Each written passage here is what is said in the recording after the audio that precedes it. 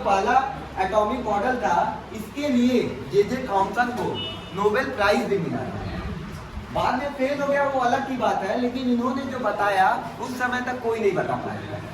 ठीक है, J Thomson ने अपना जब एटॉमिक मॉडल प्रस्तुत किया, उस एटॉमिक मॉडल में क्या बताया वो ध्यान देना पड़ेगा। इसके लिए जे थॉमसन को क्या मिला था? नोबेल प्राइज मिला था। नोबेल प्राइज मिला था इसी एक्सपेरिमेंट के द्वारा। यही जो एक्सपेरिमेंट इन्होंने किया था, एटम का जो मॉडल दिया था जे थॉमसन ने, उसके लिए इनको क्या मिला था? नोबेल प्राइज मिला था। अब सुनिएगा बात उन्होंने क्या बोला। उन्होंने ये बात बोला था कि जैसे अगर हम बात करें कि मान लेते हैं कि एक हमारा क्या है, दूध, मान लो दूध है, ठीक है, दूध है, दूध में अगर आप चाय पत्ती डालते हैं, ठीक है, अभी बात कीजिए, दूध है आपके पास और दूध में क्या कर दिए? चाय पत्ती डाल दी, ठीक, दूध में चाय पत्ती डाल दी। जो पहले दूध था ना पूरा, पहले जो दूध था हमारा पूरा, वो सब पॉजिटिव था। वो क्या था? पॉजिटिव, ठीक है, दूध पूरा पॉजिटिव था, ठीक है। और जो चाय पत्ती डाल दिए, black black black black black black चाय पत्ती डाल दिए, चाय पत्ती डाल दिए, वो क्या है हमारा? निगेटिव। समझ आ रहा है? ये पूरा दूध है, मान लीजिए, पॉजिटिव भी नहीं लिखते हैं, पूरा हमारा दूध है, ठीक है, दूध है, कटोरे में दूध है, दूध जो पूरा है वो हमारा पॉजिटिव है। और वहाँ पे जो हमारा, या मान लेते हैं चाय पत्ती की जगह बोल देते हैं काजू डाल दिया, ठीक है, जो काजू डालेंगे आप, वो क्या होगा? हमारा निगेटिव होगा। क्लियर है? समझ में आ रहा है? जैसे कि आप लोग वाटरमेलन देखे होंगे, तरबूज देखे होंगे, तरबूज का सीजन भी है था, तो इसमें क्या था? तरबूज का जो रेड वाला पार्ट है ना, तरबूज का जो रेड वाला पार्ट है, वो हमारा टोटली पॉजिटिव जैसा बिहेव करता है। वो क्या होता है? पॉजिटिवली चार्ज होता है। क्लियर है? बात समझ में आ रहा है? जो तरबूज है, तरबूज का जो हमारा क्या है, पूरा जो रेड वाला पार्ट होता है ना, वो क्या था? हमारा पॉजिटिवली चार्ज था। क्या था? Positively charge. और उसमें बिया भी होता है, उसके बिया भी होते हैं ना, और जो उसका बिया होता है वो क्या था? वो निगेटिव चार्ज जैसा था। तो क्या था? निगेटिव चार्ज जैसा था। उन्होंने अपना मॉडल बताया था। और ये कैसा था? एक स्फीयर था। स्फीयर का मतलब एक गोला था, ठीक है, एक स्फीयर था। जो हमारे जे थॉमसन का जो मॉडल था, एटॉमिक मॉडल जो था पहला, नोबेल प्राइज तो इसके लिए मिला था। और एक स्फीयर, इन्होंने बोला एटम एक स्फीयर। एटम क्या है? एक स्फीयर है, एक गोला है, स्फीयर है, ठीक है। और स्फीयर ऐसा बोला कि जो उसमें टोटल पार्ट्स है वो पॉजिटिव है, और जो इसमें क्या हो रहा है, थोड़ा थोड़ा हमारा जो दिख रहा है, जैसे दूध में काजू आप डाल दिए, वो निगेटिव हो गया, ठीक है। जैसे कि हमारा वाटरमेलन लेते हैं, तरबूज लेते हैं, तो जो रेड वाला पार्ट होता है ना, तो रेड वाला पार्ट हमारा क्या था? हमारा पॉजिटिव था। बाकी सब जो बिया उसका था, बीज जो था, वो क्या है? निगेटिव पार्ट था। तो इसको किसने बताया था? रदरफोर्ड, सॉरी, इसको किसने बताया था? जे थॉमसन ने बताया। बातें क्लियर है? बातें क्लियर है? इसको किसने बताया था? J Thomson. लेकिन बात होता है कि ये गलत हो गया। क्यों? क्योंकि जब अलग से एक्सपेरिमेंट हो रहे थे, तो कहीं पे ये सही नहीं बैठा। जब अलग से एक्सपेरिमेंट हो रहे थे तो इनका जो मॉडल था ये सही नहीं बैठ रहा था। समझ आ रहा है?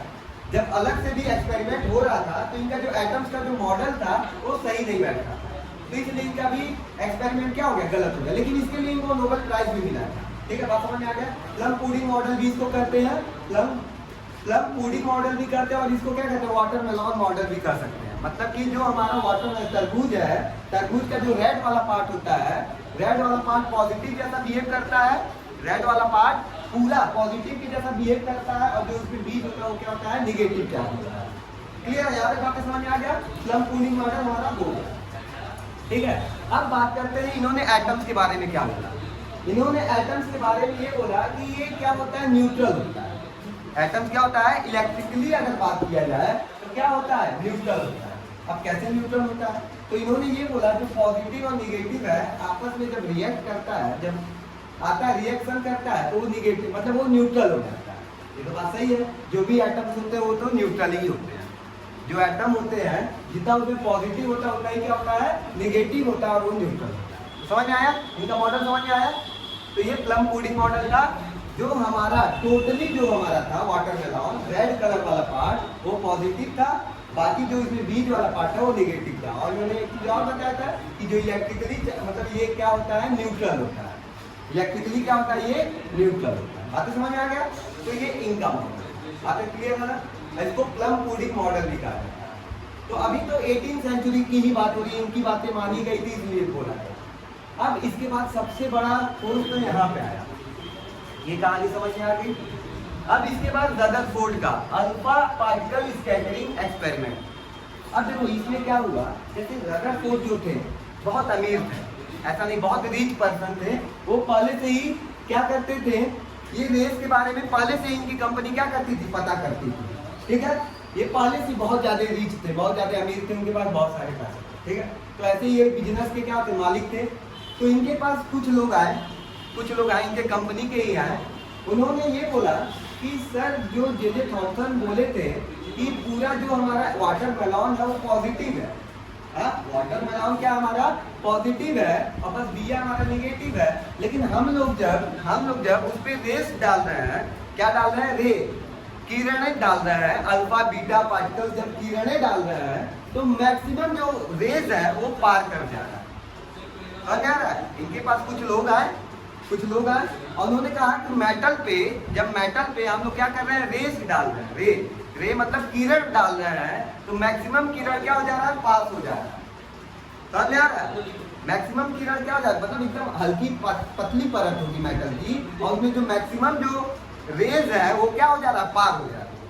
बात समझ में आ रहा है? तो पार हो जा रहा है। तो इन्होंने ये बोला, तो इन्होंने कहा चलो ठीक है, तो बैठाते हैं इसका एक्सपेरिमेंट, देखते हैं तो कैसा है, क्या कहानी है। समझ में आया? तो इन्होंने एक अल्फा पार्टिकल स्कैटरिंग क्या किया, एक्सपेरिमेंट किया। यहाँ पे क्या हुआ, अल्फा जो पार्टिकल्स होते हैं ये +2 चार्ज होते हैं, जैसे कि हीलियम होता है ना, हीलियम को ही बोल सकते हैं, ठीक है, हीलियम, ठीक है।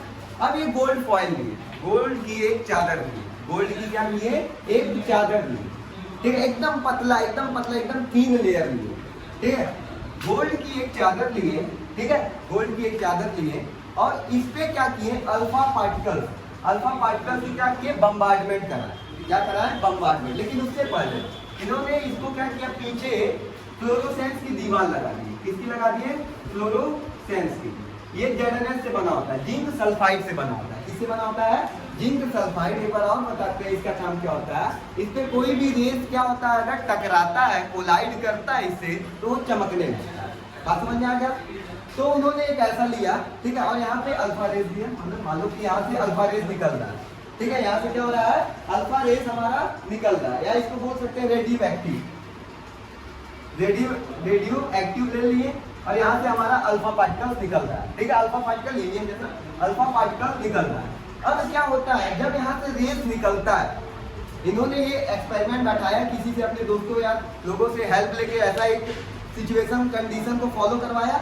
अब क्या किया, ये हमारा रेडियो एक्टिव है, तो यहाँ से अल्फा पार्टिकल्स क्या होते हैं, अल्फा रेस निकलते ही रहते हैं, अल्फा रेस क्या होते हैं, निकलते रहते हैं, बहुत भारी होता है, ठीक है, निकलते रहते हैं। +2 प्रोटॉन भी होता है, +2 +-2 क्या होता है, इलेक्ट्रॉन भी होता है, ठीक।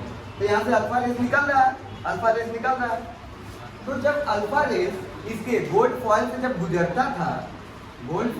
गुजरता था, तो देखा गया कि 99.9% कितना, 99.9% जो रेस था, जो यहाँ से निकल रहा था अल्फा रेस, वो क्या हुआ, ZnS फ्लोरोसेंस की दीवार पे जाके चमक रहा था, मतलब कि वहाँ पे चमक रहा था। समझ में आ रहा है कि बहुत सारा, मतलब कि 99.9% मतलब लगभग 100% के बराबर, बस थोड़े से क्या होंगे, रिफ्लेक्ट हुए होंगे, ठीक है। मैक्सिमम क्या हुए थे, जिंक सल्फाइड के छड़ पे क्या हुए, मतलब जो भी वहाँ पे था जिंक सल्फाइड का, उस पे टकरा के चमकदार होते हुए चमकने लगे। तो इससे ये पहला कंक्लूजन इन्होंने निकाला कि जो हमारे अल्फा रेज है या जो हमारे एटम्स होते हैं वो क्या होते हैं, बहुत जगह क्या होते हैं, खाली होते हैं। जो हमारे एटम्स होते हैं वो बहुत जगह पे क्या होते हैं, खाली होते हैं, मतलब कि उनका बहुत ज्यादा स्थान भी होता है, प्लेस जो होता है वो इनपटी होता है। समझ में आया? क्योंकि जब यहाँ से जब रदरफोर्ड का जो मॉडल था, जब रेस इस पे टकराया, तो टकराने के बाद तो सारा इसको क्या होना चाहिए, रिफ्लेक्ट होना चाहिए था, लेकिन मैक्सिमम क्या हुआ, आगे बढ़ता गया और 99.9% क्या हुआ, जिंक सल्फाइड से चमक रहा था। समझ आ रहा है? तो 99.9% जब रेस इससे गुजर के यहाँ तक पहुंच गया, इससे बहुत गुजर के यहाँ तक पहुंच गया, मतलब क्या हुआ, जो हमारा एटम है वो क्या है, बहुत ज्यादा स्पेस खाली है। क्लियर है, बहुत ज्यादा स्पेस क्या था, खाली था। समझ आ रहा है? तुम खुद बताओ, जब रेस को अगर हम गुजार रहे हैं, अपने हाथों के पास से गुजार रहे हैं, तो यहाँ से गुजर रहा है, मतलब ये जगह खाली है, तभी तो रेस यहाँ से गुजर रहा है, नहीं तो हमारा प्रतिबिंब नहीं बना दे रहा है, बना दे रहा है ना। तो यहाँ से मैक्सिमम रेस क्या हो रहा है, जिंक सल्फाइड पे क्या हो रहा है, टक्कर कर रहा है, वो चमकने लग रहा है। क्लियर है? और कितना रेस वहाँ पे क्या, 99.9% वहाँ पे क्या होगा, चमकने लगा। क्लियर है? जिससे हमको ये पता चला कि जो एटम्स है वो क्या है, मैक्सिमम जगह क्या है, खाली। पहला तो नियम समझ में आ गया कि कुछ जगह पे ये क्या है, खाली। और कुछ देखा गया, सब जो रेस थे, कुछ रेस जो थे, जब इसमें टकराए, जब इसमें टकराते थे, इसमें टकराते थे, तो ये क्या होते थे, डिफ्लेक्ट होते थे, अपने मार्ग से विचलित होते थे। जब इसमें टकराए, कुछ बहुत कम मात्रा में जो इसमें टकराते थे, वो अपने मार्ग से क्या होते थे, विचलित होते थे। समझ में आया? इससे ये पता चलता है, कोई बता सकता है कि अगर कुछ विचलित होता है तो इससे क्या पता चलता है कि कुछ यहाँ पे मास थोड़ा बहुत होगा। इससे जब कुछ टकरा के विचलित हुए, अपने मार्ग से थोड़ा सा डिफ्लेक्ट हुए, इससे ये पता चला कि यहाँ पे थोड़ा बहुत मास हो सकता। क्लियर? अब क्या होगा, 20,000 में से एक, 20,000 में से कितना, एक जो था 1%, 20,000 में से एक, मतलब समझ में आ रहा है कि अगर 20,000 पार्टिकल्स में से केवल एक पार्टिकल, 20,000 ग्राम में से केवल 1 ग्राम बात करेंगे, ठीक है, तो 20,000 में से केवल एक जो था इससे टकराता था और 180 डिग्री से क्या होता था, वापस आ जाता। 20,000 में से केवल कितने रेस, 1। क्लियर है? 20,000 में से केवल एक क्या होता था, इस पे टकराता था, गोल्ड के फॉल पे टकराता था और वो वापस 180 डिग्री पे आ जाता था। मतलब समझ आ रहा है कि ऐसे गया, ये देखो ऐसे रेस गया, इस पे टकराया होगा और सेम इसी डायरेक्शन में क्या हो गया, 180 डिग्री में पीछे आ गया होगा। समझ आ रहा है? इससे क्या पता चला, इससे कंक्लूजन क्या निकला, कंक्लूजन ये निकला कि जो मास है ना, इस जो बीच में, वहां पे बहुत ज्यादा मास है।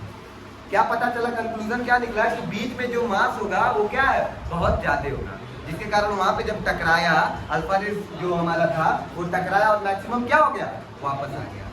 तो समझ में आ गया?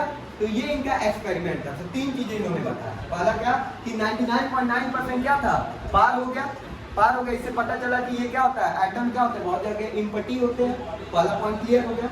दूसरा इन्होंने क्या बताया, जब कुछ डिफ्लेक्ट होते हैं तो भारी भारी मास होते हैं। और तीसरा इन्होंने बताया जब बीच में गया तो कुछ 180 डिग्री पे क्या आ गया, डिफ्लेक्ट, मतलब 180 डिग्री पे रिफ्लेक्ट हो गया। तो इससे क्या पता चला, जो मास है वो बीच में क्या है, बहुत ज्यादा है, बहुत ज्यादा मास है, जिसके कारण वहां पे गया, रेज आया और टकरा के फिर 180 डिग्री पे वापस आ गया। समझ में आए? तो बहुत ज्यादा मास हमारा सेंटर में। और इसी को न्यूक्लियस कहा, इसी को क्या कहा, न्यूक्लियस कहा। उसी को क्या कहा, जो मास आके टकराया, जहां से वापस गया, और इसी पॉइंट को क्या बोला इन्होंने, न्यूक्लियस कहा। क्या बोला कि कहां से टकरा के वापस जा रहा है, 180 डिग्री पे, न्यूक्लियस से टकरा के वापस जा रहा है। समझ में आ रहा है? जहां से टकरा के वापस जा रहा है उस पॉइंट को उन्होंने क्या बोला, न्यूक्लियस से टकरा के वापस जा रहा है। न्यूक्लियस में प्रोटॉन और न्यूट्रॉन होते हैं। समझ में आया? ये आज के जमाने की बात है। क्लियर है? तो कहां से टकरा के वापस गया, न्यूक्लियस। तो इनको रदरफोर्ड को एक और चीज बोलते हैं, न्यूक्लियस की खोज किसने की, अगर क्वेश्चन आया तो किसने किया, रदरफोर्ड। बात समझ में आ गया? एक चीज और पता चला आपको कि न्यूक्लियस की खोज तब किसने किया, रदरफोर्ड। कैसे पता चला, अल्फा पार्टिकल स्कैटरिंग एक्सपेरिमेंट के द्वारा पता चला कि इन्होंने न्यूक्लियस की खोज की। कहानी समझ में आ गया? तो रदरफोर्ड का अल्फा स्कैटरिंग एक्सपेरिमेंट भी हमारा क्या होता है, खत्म होता है। लेकिन बात यहाँ तक नहीं रुकती है, बात आगे भी जाती है। अब बात ये जाती है आगे कि इन्होंने एक मॉडल बताया, इन्होंने एक मॉडल बताया। मॉडल क्या बताया, ध्यान दीजिएगा। इन्होंने बोला कि जो हमारा पॉजिटिव है, प्रोटॉन है, अभी तो प्रोटॉन और इलेक्ट्रॉन ही खोज हुआ, न्यूट्रॉन खोज नहीं हुआ। न्यूट्रॉन की कोई कहानी चल ही नहीं रही है अभी तक। कौन किसकी बात हो रही है, प्रोटॉन और इलेक्ट्रॉन की बात हो रही है। तो जो हमारा प्रोटॉन है वो बीच में है, जो प्रोटॉन है हमारा वो बीच में है, और इसके चारों ओर क्या हो रहा है, हमारा इलेक्ट्रॉन क्या कर रहा है, घूम रहा है। चारों ओर क्या घूम रहा है, इलेक्ट्रॉन एक वेलोसिटी से घूम रहा है। आते समझ में आ रहा है? इन्होंने क्या बताया, प्रोटॉन हमारा बीच में है और इलेक्ट्रॉन चारों ओर क्या हो रहा है, एक वेलोसिटी से घूम रहा है। बात समझ में आ गया? इन्होंने ये बताया। अभी इसके बारे में अभी आगे डिस्कस करते हैं, बस 1 मिनट। यहाँ तक क्लियर है? यहाँ तक बातें समझ में आ गई है? ठीक है। जो रदरफोर्ड थे, ठीक है, जो रदरफोर्ड थे, उन्होंने क्या बोला था, ध्यान दीजिएगा, उन्होंने पहले क्या क्या बातें बोली थी ये ध्यान दीजिएगा। इन्होंने बोला था most part of the atom empty, ये बातें हमने बता दिया था कि most part of the atom क्या था, इम्पटी था। कैसे पता चला कि most part of the atom empty था? क्योंकि जब अल्फा रेज वहां से गया, अल्फा पार्टिकल रेज वहां से गया, तो 99.9% जो रेज थे वो पार होके चले गया। इससे पता चला कि मैक्सिमम पार्ट क्या है, इम्पटी है। ठीक, दूसरा ये बोला कि इन्होंने बोला positively charge reside in very small place, मतलब कि बहुत स्मॉल प्लेस पे क्या है, पॉजिटिवली चार्ज, मतलब कि जब रेस गया टकराया तो डिफ्लेक्ट हो गया। इससे ये भी पता चला कि बहुत कम मात्रा में क्या है, पॉजिटिव चार्ज है। बातें समझ में आ गया कि जब डिफ्लेक्ट हुआ ना, जब रास्ते से जा रहा थोड़ा सा अपने मार्ग से क्या हो गया, विचलित हो गया, कुछ एंगल्स में वो डिफ्लेक्ट हो गया। तो इससे क्या पता चला कि बहुत स्मॉल प्लेस पे क्या हमारा पॉजिटिवली चार्ज है। यहाँ तक बातें समझ में आ गई होंगी। थर्ड, डिस्कवरी ऑफ न्यूक्लियस, तो जो न्यूक्लियस था उसी को क्या बोली, यही डिस्कवर की, कौन, रदरफोर्ड। और इन्होंने ये भी बताया था नंबर ऑफ प्रोटॉन जो होता है नंबर ऑफ इलेक्ट्रॉन के बराबर होता है, जैसे Z बराबर B बराबर E, क्लियर, वहीं से कहानी चाहिए। फिर positively charge is very heavy. अब बात ये हुआ वेरी हैवी क्यों, जब उस पर रेस टकराया तो 180 डिग्री पे क्या हो गया था, हमारा रिफ्लेक्शन हुआ था ना 180 डिग्री पे, तो ये बोल दिए थे। यहाँ तक तो बातें समझ में आ गई थी। अब इन्होंने एक और बातें बोली थी जो छूट गया था, जो एटम का साइज होता है, एटम का साइज होता है न्यूक्लियस के साइज से बहुत बड़ा होता है। अब बहुत बड़ा कितना बड़ा होता है, अगर ये 10⁻⁻20 मीटर है तो ये 10⁻⁻15 मीटर होगा। बात समझ में आ रहा है, बात समझ में आ रहा है, मतलब क्या होगा, 1,00,000 गुना ज्यादा होगा, कितना, 1 लाख गुना ज्यादा होगा। 1 लाख गुना ज्यादा का मतलब समझ रहे हो कि अगर मान लो 1 मीटर अगर हमारा क्या होगा, 1 मीटर अगर हमारा न्यूक्लियस होगा, तो जो हमारा एटम होगा वो कितना मीटर होगा, समझ रहे हो, 1,00,000 मीटर होगा। तो समझ में आ रहा है कि अगर हमारा जो न्यूक्लियस है 1 मीटर होगा, या न्यूक्लियस 1 सेंटीमीटर हो, 1 सेंटीमीटर अगर हमारा न्यूक्लियस है, तो हमारा एटम कितना होगा, 1 लाख सेंटीमीटर होगा, उतना बड़ा माना है। बात समझ में आ गया, इन्होंने ये बात बताया, क्लियर है, यहाँ से कहानी समझ में आ रही है, कोई डाउट, समझ में आ रहा है, यहाँ तक तो बातें समझ में आ गई। इसके बाद इन्होंने क्या बताया था, अब इंपॉर्टेंट बातें अब चलने लगी। अब इन्होंने क्या बोला कि जो प्रोटॉन होते हैं, पॉजिटिव जो होते हैं, वो हमारे सेंटर में, इन्होंने ये बात बताई, वो एक्सपेरिमेंट के द्वारा प्रूव किया था कि ये हमारा पॉजिटिव हमारा सेंटर में होता है, न्यूक्लियस, ठीक, और जो चारों ओर होता है वो क्या होता है, इलेक्ट्रॉन घूमता है, इलेक्ट्रॉन घूमता है। ये एक सोलर सिस्टम के जैसा भी होता है, सोलर सिस्टम के जैसा इसको कंपेयर किया जा सकता है। जैसे क्या होता है, जो हमारा सन होता है, क्या होता है, सन होता है, सन के चारों ओर कौन चक्कर लगाता है, अर्थ लगाता है, सन के चारों ओर कौन सा, अर्थ हमारा घूमता है, तो सोलर सिस्टम है। इसको हमने सोलर सिस्टम मॉडल भी बोला था, इसको हमने क्या बोला था, सोलर सिस्टम मॉडल। जैसे कि सन के चारों ओर अर्थ हमारा चक्कर लगाता है ना, तो इसी तरह क्या बोला इन्होंने, जो पॉजिटिव है और निगेटिव क्या होगा, उसके चारों ओर क्या होगा, चक्कर लगाएगा, ठीक है, घूमेगा, चारों ओर कौन घूमेगा, इलेक्ट्रॉन घूमेगा, किसके, प्रोटॉन के चारों ओर, समझ में आ रहा, न्यूक्लियस के चारों ओर इलेक्ट्रॉन क्या करेगा, घूमेगा। तो बात यहाँ तक तो ठीक था। तो जैसे सूर्य के चारों ओर जब हमारा क्या होता है, पृथ्वी चक्कर लगाता है, तो सूर्य उसको क्या करता है, आकर्षित करता है, ग्रेविटेशनल फोर्स लगाता है उसके ऊपर, ग्रेविटेशनल फोर्स, गुरुत्वाकर्षण फोर्स लगाता है। और जब कोई भी चीज घूमता है, सेंट्रीफ्यूगल फोर्स या सेंट्रीपिटल फोर्स के कारण वो क्या हो रहा है, घूम रहा है। तो पृथ्वी सेंट्रीपिटल फोर्स के कारण घूम रहा है, और इसको अट्रैक्ट कौन कर रहा है, हाँ, हमारा ग्रेविटेशनल फोर्स अट्रैक्ट कर रहा है। और जो हमारा पृथ्वी का सेंट्रीपिटल फोर्स है, वो दोनों जब बराबर हो जा रहे हैं, तो एक दूसरे को क्या कर रहा है, अट्रैक्ट नहीं कर पाता है। सेम कहानी यहाँ पे भी है, समझ में आ रहा है, समझो कि सूर्य क्या होता है, सन जो होता है, पृथ्वी को अपने ओर आकर्षित करता है, अर्थ को अपनी ओर क्या करता है, आकर्षित करता है, किस फोर्स के द्वारा, ग्रेविटेशनल फोर्स के द्वारा। यहाँ तक क्लियर है, वो आकर्षित कर रहा है, फोर्स लगा रहा है। और जो अर्थ होता है, अर्थ जो घूमता है, वो सेंट्रीपिटल फोर्स के द्वारा अपने अक्ष पे घूमता है, क्लियर है, सेंट्रीपिटल फोर्स के द्वारा अपने अक्ष पे घूम रहा है। तो ये एक फोर्स लगा रहा है, और गुरुत्वाकर्षण फोर्स, दोनों बराबर हो गया। मान लो तुम हो और कोई लड़का है, मतलब कोई भी, दोनों बराबर फोर्स से किसी भी चीज को खींच रहे हो, तो वो तो वहीं रह जाएगा। जैसे कि रस्सी खींच होता है ना, अगर उधर भी बराबर कम क्या कर रहे हैं, फोर्स लगा रहे हैं, इधर भी बराबर का फोर्स लगा रहे हैं, तो जो भी रस्सी होगा वो तो नीचे ही रहेगा, रेड का जो कपड़ा बांध देते हैं वो तो बीच में ही रह जाएगा, इधर भी बराबर फोर्स लग रहा है, इधर भी बराबर फोर्स लग रहा है, बातें समझ में आ रहा है। तो पृथ्वी का जो गुरुत्वाकर्षण फोर्स होता है, ग्रेविटेशनल फोर्स होता है, वो अर्थ के सेंट्रीपिटल फोर्स के क्या हो जाता है, बराबर हो जाता है, इसलिए वो इसमें अंदर नहीं आ जाता, इसके अच्छे के अंदर नहीं आ जाता। ये फिजिक्स में बहुत अच्छे से पढ़ेंगे। क्लियर है, काफी समझ में आ गया, थोड़ी बहुत जानकारी देना था।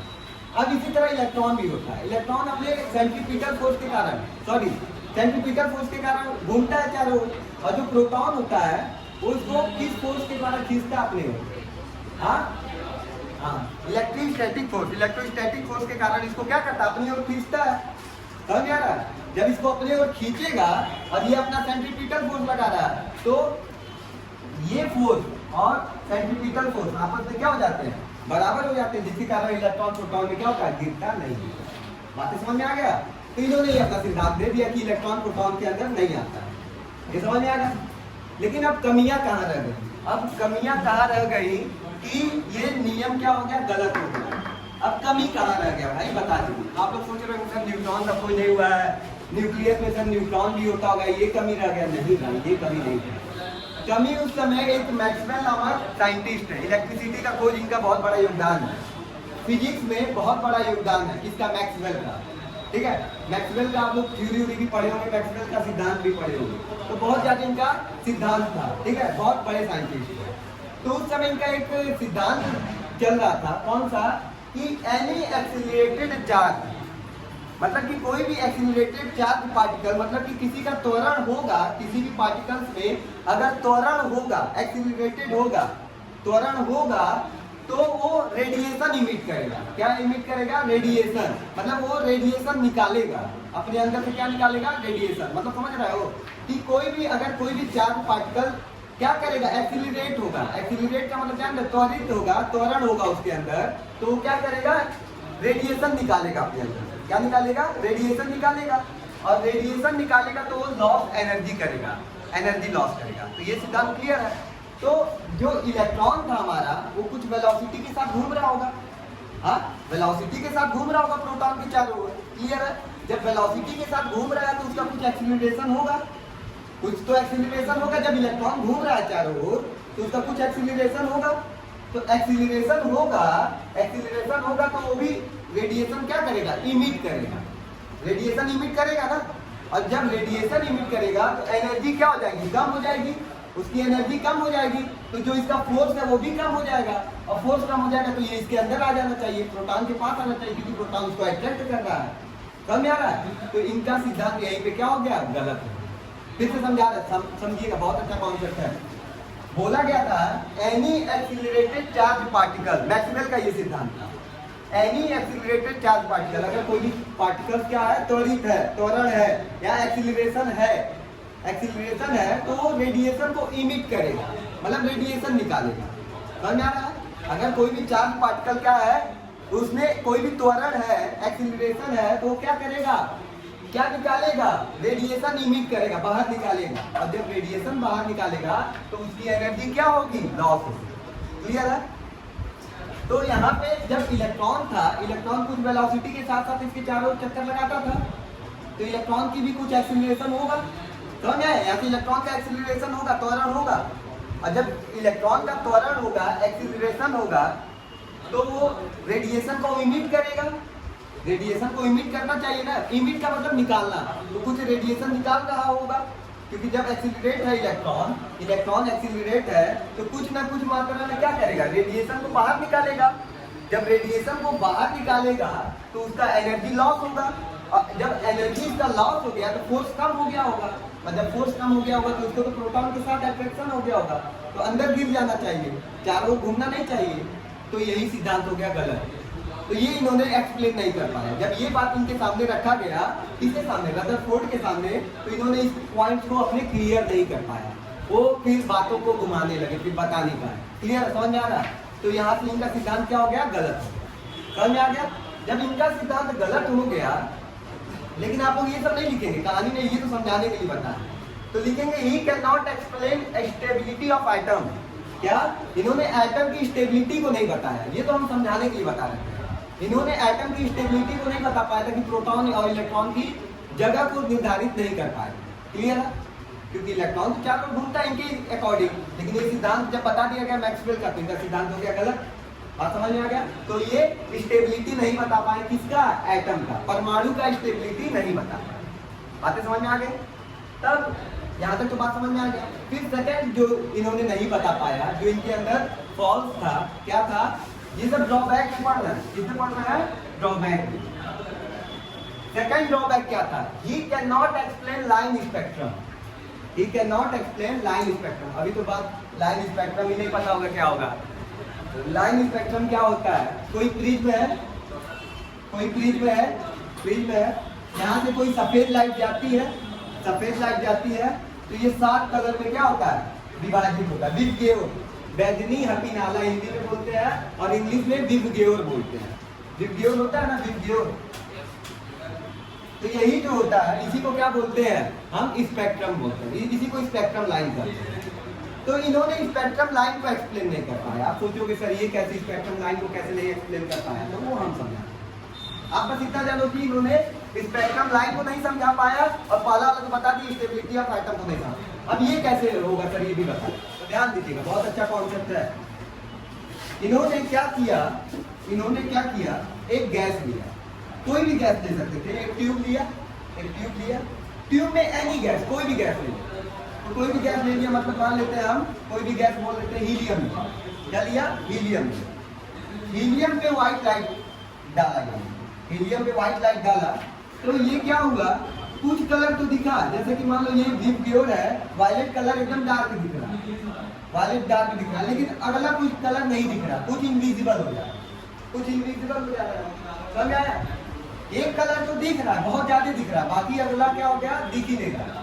फिर इसके बाद हीलियम को चेंज करके ऑक्सीजन डाला, मतलब ये तो हम एक एग्जांपल से बता रहे हैं, ऑक्सीजन डाला, तो फिर कुछ कलर दिख रहा है, 1-2 कलर दिख रहा है, बाकी सब नहीं दिख रहा, बाकी सब इनविजिबल हो जा रहा है, दिख ही नहीं रहा। फिर इसको छोड़ के कोई और गैस डाला, मान लो कार्बन डाइऑक्साइड, अलग अलग गैस डाल सकते हैं। तो जो स्पेक्ट्रम था ना, सबके जब अलग अलग गैस डाल रहे थे, सबके बार मतलब जब हम लोग अलग अलग गैस डाल रहे थे, तो सबके लिए जो स्पेक्ट्रम मिल रहा था ना, वो अलग अलग मिल रहा है। समझ में आ रहा है? मतलब कि ये विवग्योर के फॉर्म में नहीं मिल रहा था, सब में स्पेक्ट्रम जो था वो अलग अलग मिल रहा था। बात समझ में आ रहा है कि ऑक्सीजन डाला तो कुछ और स्पेक्ट्रम दिख रहा है, बस ब्लू कलर दिखने को मिल जा रहा है, हीलियम डाला तो बस रेड दिखने को मिल रहा है, बाकी सब नहीं दिख रहा है। फिर कोई और गैस डाल रहे हैं तो येलो कलर ही बस दिख रहा है, बाकी सब गैसेस दिख ही नहीं रहा है, मतलब और कलर कुछ दिख ही नहीं रहा है। फिर कोई डाला कलर और, मतलब कोई और गैस डाला तो कुछ और दिख रहा है, बाकी सब नहीं दिख रहा है। तो इन्होंने विवग्योर मतलब कि लाइन स्पेक्ट्रम को एक्सप्लेन नहीं कर पाया। इस थ्योरी को क्यों अलग अलग दिख रहा है, तो इसको एक्सप्लेन नहीं कर पाया। इन्होंने नहीं एक्सप्लेन कर पाया था रदरफोर्ड। तो इनकी 2 कमियां ये, बातें समझ में आ गया? इनकी 2 कमियां ये थी, और इनका जब सिद्धांत खत्म होता है रदरफोर्ड का, अल्फा पार्टिकल एक्सपेरिमेंट जो खत्म होता है, तो इसके बाद फिर बहुत सारे साइंटिस्ट आए, अपना अपना सिद्धांत दिए, तो फिर अगले सिद्धांत के बारे में हम अगले लेक्चर में पढ़ेंगे। तो यहाँ तक क्लियर है, बातें समझ में आ गया? ठीक है, तो ये यहाँ तक देख लीजिए, और जो भी पॉइंट होगा उतारने लायक उतार, ठीक है।